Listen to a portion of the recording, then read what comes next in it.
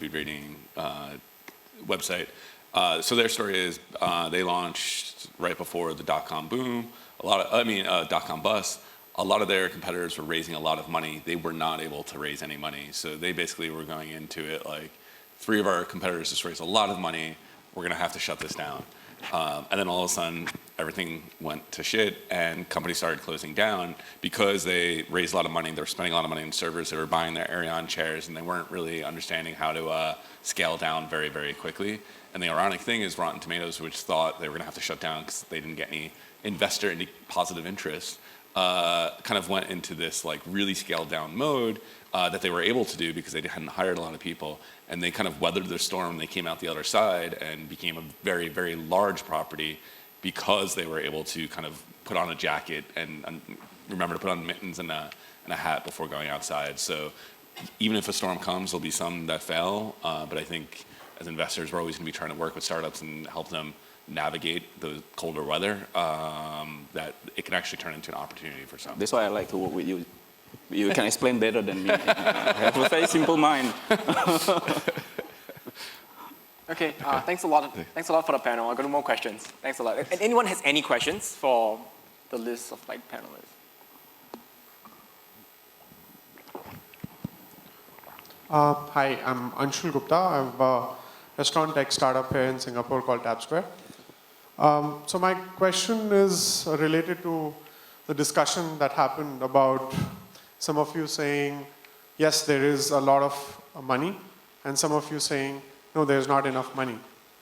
And my question is that, do you think the investors today, because of all the hype about unicorns, the investors today are actually trying to look for the next unicorn, and because of that, a lot of, most of the investment is going into a couple of companies, and everyone wants to invest in them because they are supposedly potential unicorn. But a lot of good companies, which could be good centaurs, as we created this word today, are getting missed out and are undercapitalized because of that? You know, I'll probably start, and you guys can chip in. I think that I read a statistic somewhere that there is a 0.0006% chance of building a $1 billion company. So if any investor is betting on only finding unicorns in Southeast Asia, then I think he's obviously fooling himself and his LPs. I do think that when we talk to our investors, which essentially give us money to put into the ecosystem, there's a very clear understanding that it's hard to build unicorn companies outside of the US especially, and more investors are starting to look for good companies that can be exited for good, hundreds of millions of dollars, capture a lot of value. I don't think that shift has happened completely, but I think that shift is quite real. CB Insights did, a public release, I think yesterday, at an IFC conference where they again spoke about this topic, that the majority of value creation is happening in the $200 to $300 million exit and not in the $1 billion exit ranges. If I find a unicorn, of course, I'll put money, but I don't think we can design a business around that. But the biggest question, how do you find a unicorn? Yeah. In my opinion, every single startup that invested, potentially a unicorn. Otherwise, why I want to invest? So, however, there are people that born unicorn, and there are some people is not born unicorn. Entrepreneurship actually started long before they start talking to the investor. There's a background, there's the thought process, there's education, there's the networks. There's so many things actually come out and make someone become a someone. So I strongly believe in that. So we don't care about whether it's a unicorn or not unicorn. What's important is we invest in a good team that understand well about their market, and then the market size is good enough for them to grow, and the timing is right for digital economy to come in and grab the traditional business. So that's my opinion. Okay, that's the last question. That's a wrap. Thank you very much. Thank you so much. So that's a hard finish. Thanks. Yes, thank you. Thanks. I didn't need a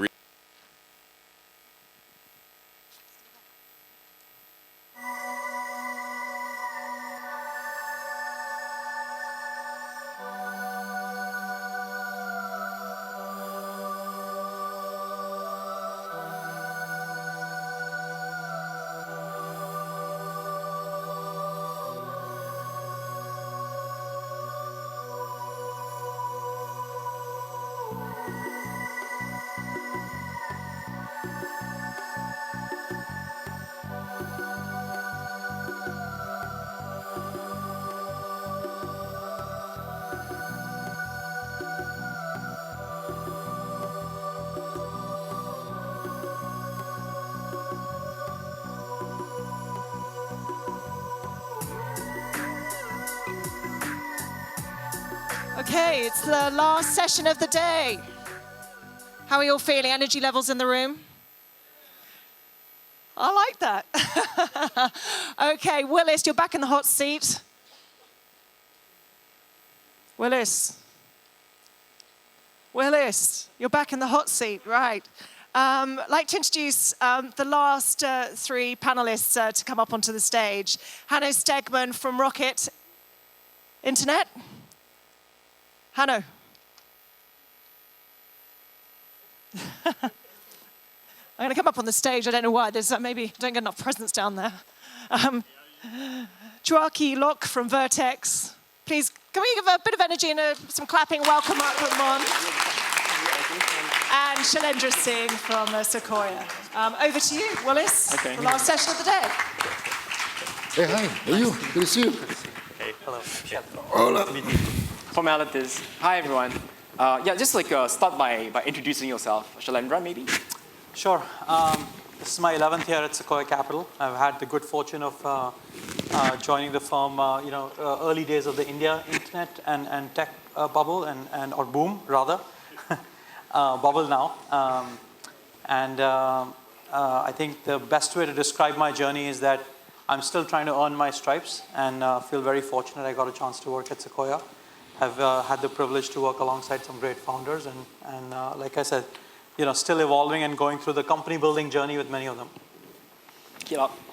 Well, Vertex is a global venture firm backed by Temasek with office in Israel, US, China, Bangalore, and Singapore, of course. And the most recent active funds, family of funds we are managing is about $1 billion US. Hanno.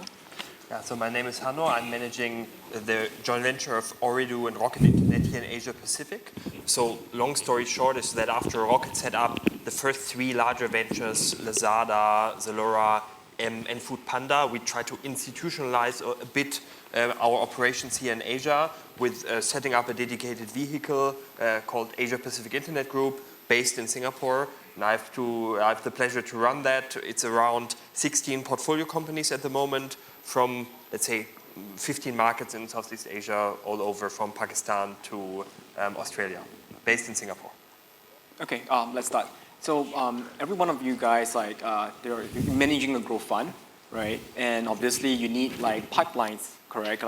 Guys from who invest in the seed stage to invest in good companies, and then they move on to the growth stage, and then you invest in them, right? So from the growth stage point of view, how do you define a good and strong ecosystem, that is ready for a growth stage fund to invest in? Maybe you can start from Shailendra, because I clearly remember you coming to Southeast Asia. And that's where the first time when we met. Yes. I think that was 2011. Yes. Yeah, so maybe you can start. Yeah, look, candidly, there's very many ways to answer that. For us, it's very simple. I think, for entrepreneurship to take hold and for tech-driven companies to be built, to us, the starting point is always abundance of engineers. And if I could look back in India, I would say that, as the startup ecosystem evolved, it was the engineers within the large companies that actually stepped out and created this huge, large ecosystem. So to me, it would be abundance of engineers.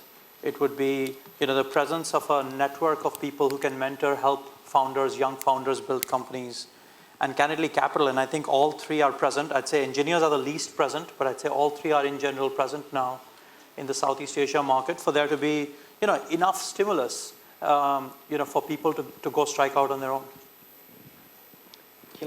Well, I guess for any startup system to be successful, you need three things, right? First is people. People in terms of engineers, people in terms of entrepreneurs, people in terms of VCs. So there's something you need to have. I think Southeast Asia, we're just beginning to see some of this.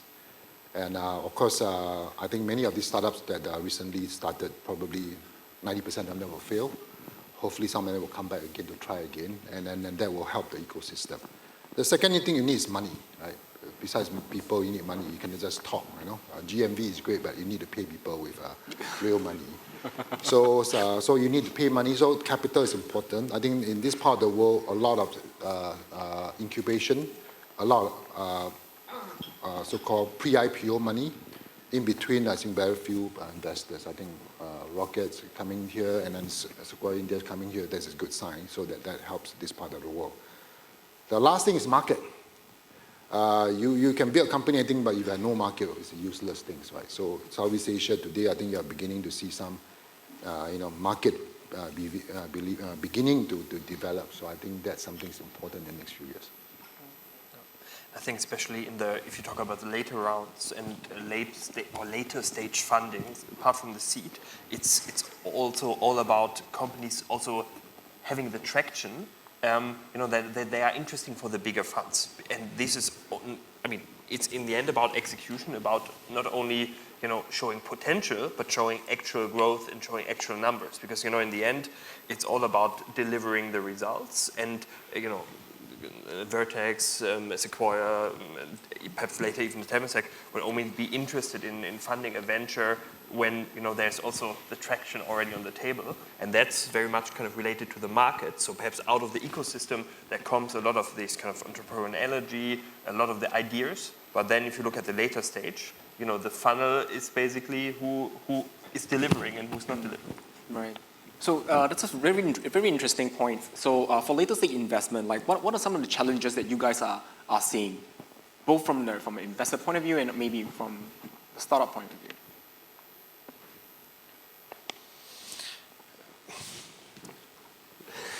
So perhaps I would rather say it's rather a question of the quality of the companies that has already kind of proven that it's already big enough to make it to this kind of later stage. I think you have a lot of, let's say, very, very good concepts. Mm-hmm. You have a lot of very good entrepreneurs, but perhaps some of the markets and some of the ideas are not developed enough yet to really ensure that investors are confident to put in also the bigger checks. And what I think most investors are looking there is track record, clear path also to improving KPIs to reach profitability at some point in time, and not only, let's say, a nice growth story, but a bit more reality. And perhaps even at the times at the moment where people are perhaps even looking a bit more carefully into that, it's more important than ever.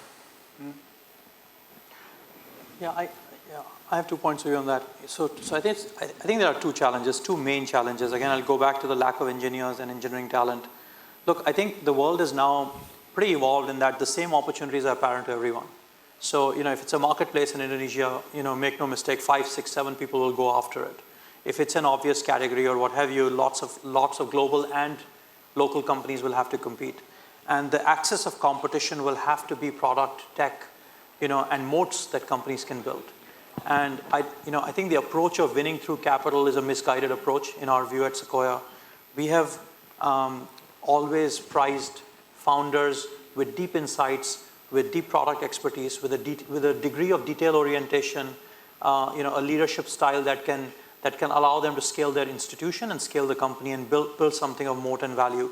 I'd say the first ingredient that we found as a challenge, and we've tried to help multiple of our companies with, specifically is hiring engineering expertise. Not just engineers themselves, but how to quickly scale an engineering organization so that you can do your code sprints and you can do frequent releases and you can very quickly be agile and stay ahead of the curve. So take Gojek, for instance, right? The app first launched only in January of last year. And 16, 17 months later, they are now category leader in multiple different categories, in food delivery, in logistics, in payments, and in transport.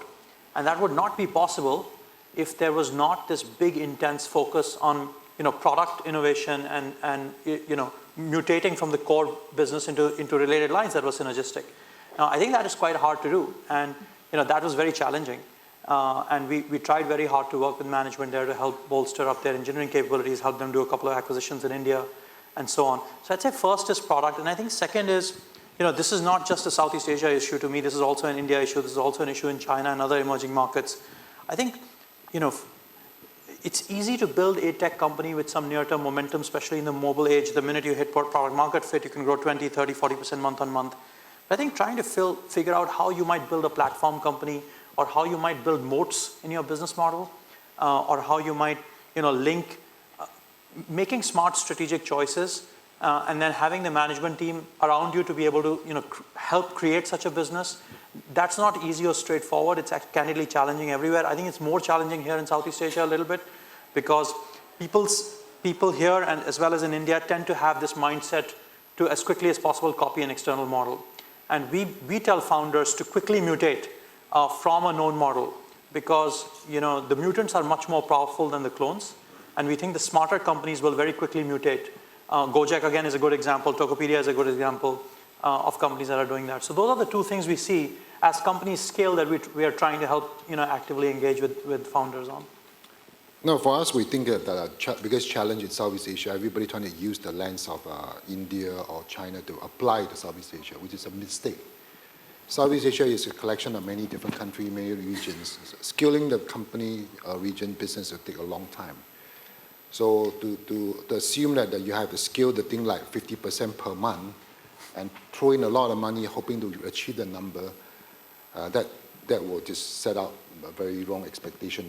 The execution is wrong, everything is wrong. So usually we try to make sure that the entrepreneur understand what are the priorities, where should you spend your time on, and be patient about building companies. There's no need to grow at 100% a month and burning $50 million a year.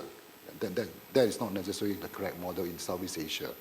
We try to educate them to understand you have to build a great company over time, not build a company overnight. So that's a very important factor. Second thing we think is sort of, that's how the panel was talking about the winter. It's sort of very interesting. Last year when they did this time, when I was talking to some of my partners globally, and many of my partners are very experienced like me. So we were talking about, hey, look, guys, we have all seen this before. The market has just gone crazy. Series A, 50 million US, and these guys are just a bunch of napkins. Huh? It's not possible to just say that the $50 million idea. There's no way, no way. So last year we were turning down deals like crazy, and then of course them depressing, and you see, somebody just closed the deal at $25 million pre, somebody closed at $35 million pre, and it's sort of, you wonder why it's gone. But we have seen it before, so we said, look guys, please, let's all be disciplined. We've seen this before, this will have to happen. So anyway, now the winter has started, which will last for a while. So the valuations are coming down. But now everybody is pulling, which is the wrong thing to do. VC actually, you should be investing when everybody stops investing. Not stop investing when everybody is worried about the future. So in fact, now we are more active. So people are looking at us and say, you guys are a bunch of crazy. Don't you know that now everybody's concerned about fundraising, everything else, everything. So this is a very interesting kind of business. So the problem for Southeast Asia, in my view, is that a lot of people have not seen this cycle. They have seen the cycle on the book, but they not experienced the cycle. So they naturally go exactly opposite of what they should be doing. And so now we are going to see this, and it's going to be interesting. I think there's going to be a shakeout. There'll be some people who's going to be fall off the cliff, and then some people will come out stronger. And I think it's going to be an interesting time for us in the next 2 to 3 years. Okay. So let's zoom into Indonesia. I think talk about growth stage. There are a lot of big companies. Obviously, we have other cases like Garena and Grab, very, very big companies. So specifically in Indonesia, big market size, and then a lot of people seem to have taken an interest in Indonesia. So what are your thoughts? Maybe we should start with Hano, since one thing that I learned about Rocket is that if you guys are not doing well in Indonesia, then the rest probably wouldn't do well. So what are your thoughts on Indonesia? Are we too early or are we too late? No, I think it's a very interesting market, but I think what you are saying is right. First it's a market with a lot of potential, and we are also very interested in the market and very, very bullish about the market. Definitely, yes. I think I would completely agree with you. I think at the moment it makes much more sense to have rather a step-by-step approach in a lot of the Southeast Asian markets, but also especially in Indonesia, just to build a good product, build a good team, and not kind of go full speed or kind of overpace at the very beginning, which is perhaps not typical for our approach normally, but even Rocket learned that. So I think even there, we try to do it a bit on a step-by-step approach. Then I think it's about selecting the right segments or the right verticals. where it's not as competitive. I think, the next e-commerce model or something wouldn't really work. It's rather about interesting smaller niches or segments or enablers, etc., etc. So I think there's still a lot of space. And then, of course, while a lot of people are talking about Indonesia all the time, we think, okay, as a smart investor and a smart, let's say, builder, let's also look at other markets that are perhaps not yet on the radar of all the big guys. So we are very interested in looking at Bangladesh, at Myanmar, also at Vietnam and markets like this, where we try to be, again, very, very early. And you guys remember when we started Lazada, everybody said, oh yeah, much too early. And then we try to be early again to avoid this kind of competition in the markets where everybody is talking about. And I think there's a bit of the danger that Indonesia may be one of those markets where everybody's now rushing in. And it will still take a bit of time. I see.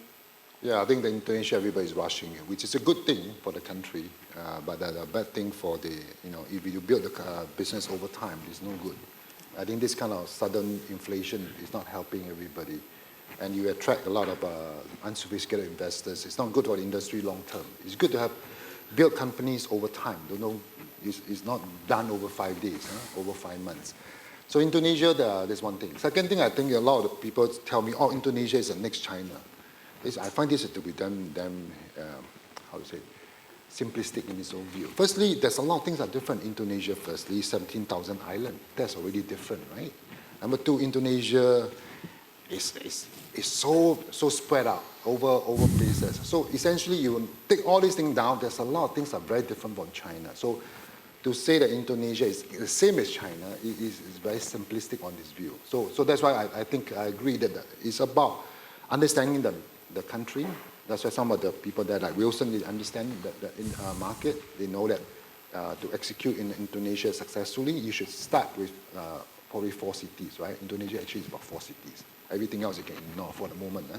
So when we talk to an entrepreneur, anything else, if you tell me, I'm going to go to Indonesia, I will just leave the room next minute because the guy don't know what you're talking about.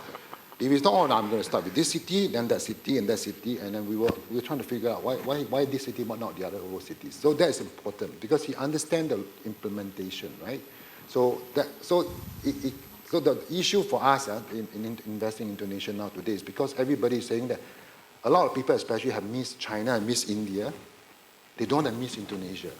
So anything that, this is sort of like China many years ago, I used to say this joke, it's not a nice joke, but anyway, I say what the hell. So many years ago when people were investing in China, this American guy told me this thing. I said, how do you know this is a good investment?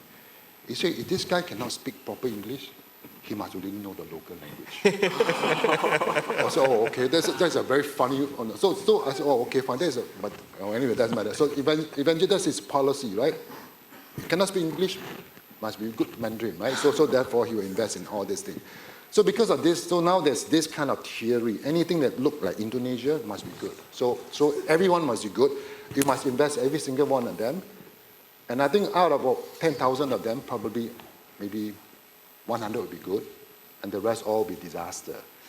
And then hopefully that 9,900 failure will come back and do another 10,000 hopefully. The issue is that a lot of these people will not come back because they don't know. They were hoping for a quick bucks. It never happened, and then they will fail. And then they will. The worst thing to have any industry to happen is that the people who fail, they say, "Oh, VC never work.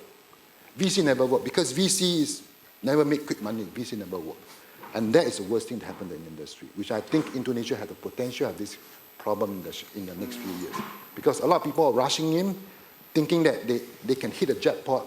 Hit the next Alibaba, hit the next Mark Zuckerberg, hit the next Rocket Internet, but it's not going to happen that way. And then they could be disappointed, and then they will leave the place, very angry that the VC industry never works. VC is never that way. Shailendra? Yeah, look, our point of view is that when you think about emerging markets, you have to take a really, really long-term horizon, and typically, there are many bumps along the way. It is never smooth sailing. And there is almost always some setbacks or the other. There may be lack of regulatory clarity. You could have, global, market meltdown. You could have anything going on that will impact an emerging market. the issue is, point-in-time views are just that. They are seldom correct. So I think in the next 10, 15, 20 years, will Southeast Asia create immense opportunity? Indonesia create immense opportunity? Oh, absolutely. I think the issue is, along the way, however, there will be these boom and bust cycles. People could be disappointed. People could, there's no one right time to enter Indonesia. If you take a 10 or 15-year view, a year later may be as good as today to start a new business.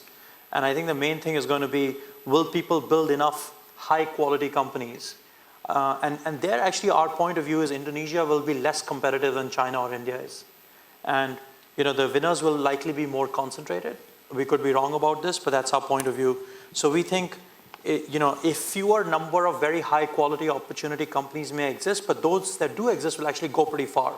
So we think the market cap, the tech market cap, if you will, of Southeast Asia may be more, we may find it to be more concentrated than we have found in India or China. Now, what's the basis for this view? Many, but mostly centered around, we think these markets are just less competitive markets, and the world has evolved to a point where a company that scales, builds distribution so fast that it gets inherent moats and advantages in a very, very short period of time. So unless you have the India or China phenomena where 60 companies at the same time start within 9 months of each other or 8 months of each other and 10 of them get funded, you will end up probably in a more concentrated winner scenario, which candidly, it's a good thing. I think it'll bode well for investors, and it'll also bode well for founders if the markets don't end up being hyper competitive.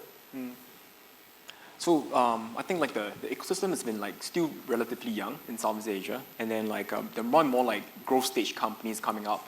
And actually, I want to throw this question to Kilok. So I mean, you have been an entrepreneur yourself, and then I think there's like you said something about like there's one thing that makes a company great. So I want to ask you. I think that's like a very insightful thing that you should share. Like, what's that thing? And has this been practiced in Southeast Asian startups? So what's that one thing that makes company great? I always find it very interesting when we talk to entrepreneurs in different parts of the world, in the US or in China, China especially today. When you talk to them, what do you want to do? The good one we see that they're always talking about what I'm trying to do in disrupting, they're thinking very big, they're trying to create something really fantastic, So it's very enjoyable talking to them because, of course, sometimes we don't invest in them, but that's my dad. So anyway, so it's quite interesting. They're talking about that. They're never talking about, I want to do this one so that I can buy a Ferrari or whatever jazz. So in this evolution, we see the biggest challenge is the entrepreneur to be really, really passionate about trying to create something great. And when it happens in the industry, in the market, that's when I think that VC industry will really to truly have arrived in that market. So if we ask an entrepreneur why you want to do this, he said, so that I will be one day will be able to usually we will be able to sit on your side to ask questions, and then usually that's a wrong kind of entrepreneur. We say that's a wrong kind of guys to fund. We want him to say, the reason I want to build this great company because this is the reason and that the reason. Yeah. Anyway. So for Rocket, you guys have started like 5 years ago, and it's like really super damn early. Like how? Like why? I think it's just really, let's say, an analysis of the market opportunities, because I think that our model is just to identify concepts that work somewhere else in the world, and then to basically have the first mover advantage to go to markets where we see the potential, where we have good talent that can execute. And then basically build on that, and build on being early. So that's why it's kind of very important for our DNA to be early. So it's always, let's say, a bit of I wouldn't say struggle, but a bit of a balance you need to keep of being early and being too early. Of course, you can be too early, but I think taking this risk to go to markets early, where you need to figure out a lot of things yourselves, and where you also need to build part of the ecosystem yourself, is something where we are good at. Yeah? Because sometimes it's always this statement saying, okay, but you just clone something or just repeat something.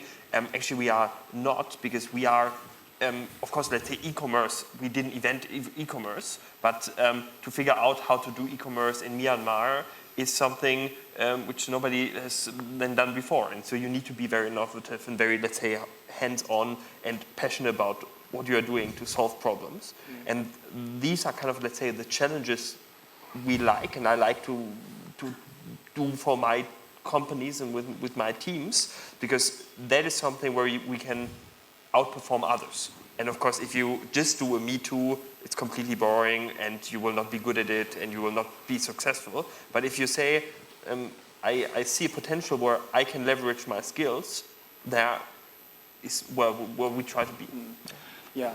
So I see like Kilok and yourself, like you talk a lot about like cross-border, like learning from like different regions, bringing this experience back to Southeast Asia. So a question to Shailendra, you started investing in India, and it's interesting that like from India you pick like Southeast Asia as the next spot to invest, right? So I just really want to understand like what are some of the similarities and the differences? What can we learn from India, and what are some of the good things that should be, that we should actually pick up from India? I'll just talk about our journey of how we got here, and then on questions on what we can learn from India, I think is, to me at least, for me personally and at Sequoia, the philosophy we have is we don't necessarily know the answers, when we meet a company or when we look at a market segment. And we try to keep as open a mind as possible. And we try to learn as we go. We try to challenge ourselves to remain open to all possibilities. Candidly, we stumbled into Southeast Asia because some of our companies started to see traction here. And clearly the demographic and the size of the market, it was obvious that someday it would be big. And then it was also very clear to us that, with the kind of product talent and engineering talent we had amassed in India over the past decade, that when people were building products, a Indian product, candidly, if you were to take it to the US, you may want to position that as a US company. And if you just went to the US saying, hey, I'm an Indian company, you will not always get the same respect that a Silicon Valley company might get. But when an Indian product was coming to these markets or going to some other emerging markets, they were actually getting a lot of respect, saying, hey, this must be a good product. And candidly, we weren't sure if that phenomena was playing out, whether it was just the optics and perception, or it was the phenomena of just these markets being having very less competition. But candidly, we just let ourselves walk the path that our portfolio companies were taking, and that gradually led us east from India. And we challenged ourselves to say, why not do it versus to ask ourselves, why should we do it? And, then we met a few great founders. Actually, for the first probably 150 companies we met in Southeast Asia, we did not invest in. And so we took our time and we again, let our companies guide us a little bit. And then, as we've all talked about, the ecosystem here has been evolving very nicely, very rapidly. We suddenly started seeing companies which, we weren't looking for clones of India companies or China companies. We were looking for companies that would make sense, stand alone.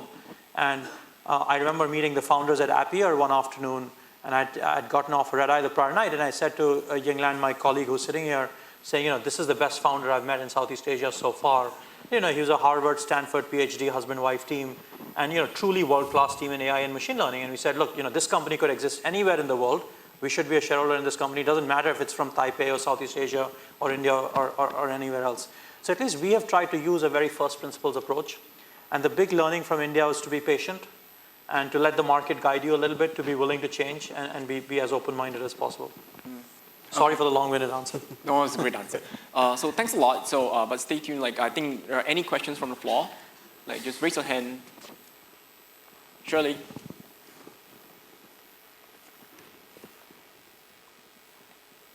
Hi, I'm Shirley from TNF Ventures. Well, it's unlike those early stage startup investors. They usually hatch, and then they invest in the same category of startups. But for the late stage, because you invest so much in one particular startup, will you hedge your bets? And if you do, what do you look for? I think it's always a mistake to try to hedge your bet in an industry. If you decide this is a good industry, you should try your best, pick the best possible team and invest in that and do everything possible to help the company. I think many of the, I don't want to mention names, many of the US firms have tried that before, China firm have tried that. What it ends up happening usually is that you invest in 3 companies in the same sector, and now you have to give up 2. The 2 will always, give you very good bad, reputation. So you can never win this war. So you have to make the best possible choice, pick the best, and then do everything possible and then help the company. You may not have chosen the right one, but at least you try to, you're committed to take it through. Yeah, I mean, we've never had a conversation in my 10 plus years at Sequoia on a Monday when we make decisions saying this is something, the rationale for investing is a hedge. Like that word has actually, I don't even recall if it's ever been used in our IC. Now, that being said, it can appear to the outside world somehow we are hedging because companies mutate and these days change business models frequently. And one company going right can turn left a while later and it may conflict with another portfolio company. And actually, this has been a challenge for us in India because there's so many startups, we tend to be pretty active. And founders are constantly looking for new inspiration. It's not like they are, and it's not right for us or for any investor to tell a founder, hey, please don't change your business model because I have a company in that segment. The founder's job is to find the best business opportunities that may exist in front of them. And anyhow, I asked Don Valentine, the founder of Sequoia, one time, last year's offsite, said, hey, Don, we have this one challenge. Companies are mutating so fast and they're pivoting around and they end up competing with other portfolio companies, creates a lot of heartburn and challenge for us. And Don started Sequoia Capital 44 years ago. So Don is a man of a few words and he's very thoughtful typically. So he heard me speak for about 3 or 4 minutes and then he asked me what's new. So this has been happening candidly for 30, 40 years in Silicon Valley. And it's not a new phenomenon. And he said, this is not new. And he didn't say anything after that. And I got my answer. Any other questions? 5, 4, 3, 2, 1. Okay, thanks a lot. That's a wrap. Thank you. Thank you. Thank you very much. So, give me your...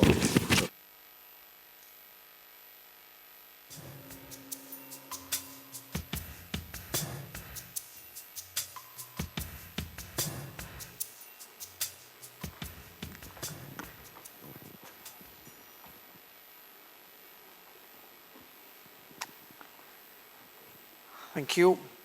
On behalf of Google and Temasek, would like to thank you all for having patiently sat through the day and listened to the various panels and presentations. I know it's been a long day, but hopefully you guys found it fruitful. I'd particularly like to thank the team from Google for being excellent partners working with us on this initiative. It's been a good journey for all of us. As you go out, we will have copies of the research presentation available outside, so please feel free to collect that on your way out. Once again, thank you very much for joining us today and hope you're taking something out of it. Thank you.